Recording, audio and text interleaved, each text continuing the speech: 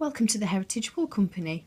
In this tutorial I'm going to show you how to do the ribbon stitch.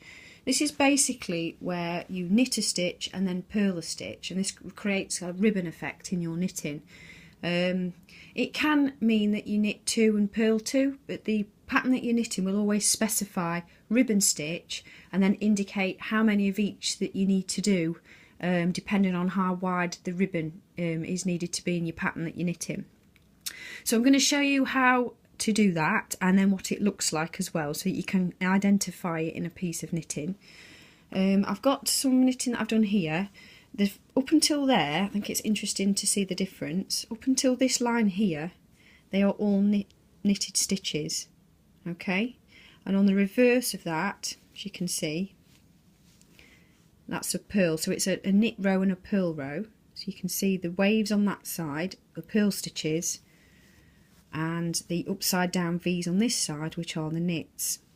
And then from here upwards I've knit a piece of ribbon stitching, and that is knit one and purl one. So I'm going to show you how to carry on doing this ribboning stitch here. So we're going to start by knit one, purl one. So the first stitch is a knit, so we need to go in the front of the stitch there, and then we need to do a knit stitch, which is basically wrapping the wool round anti-clockwise, pulling that through the stitch there, and then slipping it off the needle. Okay, so that's knit one. Now what is required is a purl stitch. So what's important to know here, and the pattern won't indicate this, it will mean that you will automatically need to know what to do next to knit the purl stitch. You need to carry that wool forward like that, so that the yarn is actually in front of the needle, the right needle, and that then allows us to perform a purl stitch. And that means that we knit to the back of the stitch, push through the back of the stitch, wrap the wool round anti-clockwise there, draw it back, push it forward, and then slip it off the needle. So we've now knit a stitch and purled a stitch. Okay, now for the third stitch we need to knit a stitch again, which means we have to carry that yarn backwards like that, so it sits to the back of the needle again, and then we push through that next stitch, wrap it anti-clockwise, push it through there and off the needle like that.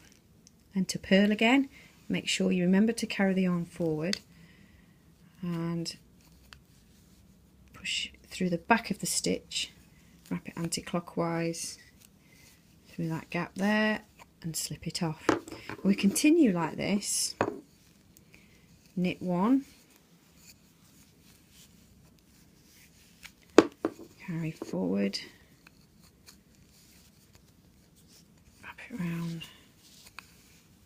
and carry that to the front to knit, carry it back there to purl,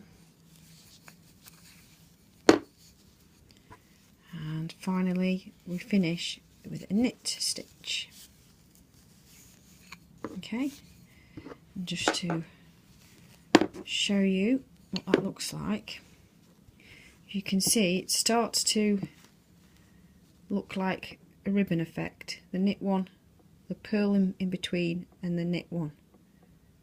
And that's generally used for things like the bottom edging of a jumper, for example, or cardigan. Okay.